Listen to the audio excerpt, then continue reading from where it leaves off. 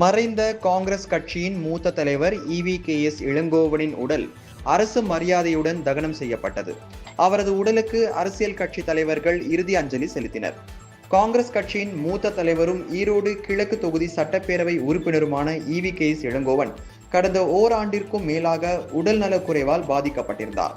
இந்நிலையில் நேற்று முன்தினம் திடீரென மூச்சு திணறல் ஏற்பட்டதை அடுத்து சென்னையில் உள்ள தனியார் மருத்துவமனை ஒன்றில் அனுமதிக்கப்பட்டார்.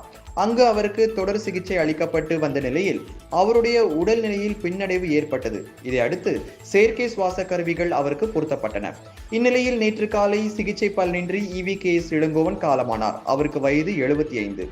இளங்கோவனின் உடல் மணப்பாக்கத்தில் உள்ள அவரது இல்லத்திற்கு கொண்டு செல்லப்பட்டு பொதுமக்களின் அஞ்சலிக்கு வைக்கப்பட்டது. அவரது உடலுக்கு முதல்வர் MK ஸ்டாலின் அஞ்சலி செலுத்தினார். இதனைத் தொடர்ந்து துணை முதல்வர் உதயநிதி ஸ்டாலின், அமைச்சர்கள் துரைமுருகன், மா சுப்பிரமணியன், சேகர் பாபு உள்ளிட்டோரும் அஞ்சலி செலுத்தினர். அதிமுக சார்பில் முன்னாள் அமைச்சர் ஜெயக்குமார், பாஜக சார்பில் தமிழிசை சவுந்தரராஜன் உள்ளிட்டோர் அஞ்சலி செலுத்தினர். இந்நிலையில் மீண்டும் EVKS இளங்கோவன் வீட்டிற்கு வந்த முதலமைச்சர் MK ஸ்டாலின் மீண்டும் அஞ்சலி செலுத்தி அவரது குடும்ப உறுப்பினர்களுக்கு ஆதரவும் தெரிவித்தார். உடன் அமைச்சர்கள் பொன்முடி, தாமோ அன்பரசன், மா சுப்பிரமணியன் ஆகியோர் உடனிருந்தனர். மாலை 4 மணி அளவில் இளங்கோவனின் உடல் முகலிவாக்கத்தில் உள்ள மின் மயானத்திற்கு எடுத்துச் செல்லப்பட்டு அரசு மரியாதையுடன் தகனம் செய்யப்பட்டது.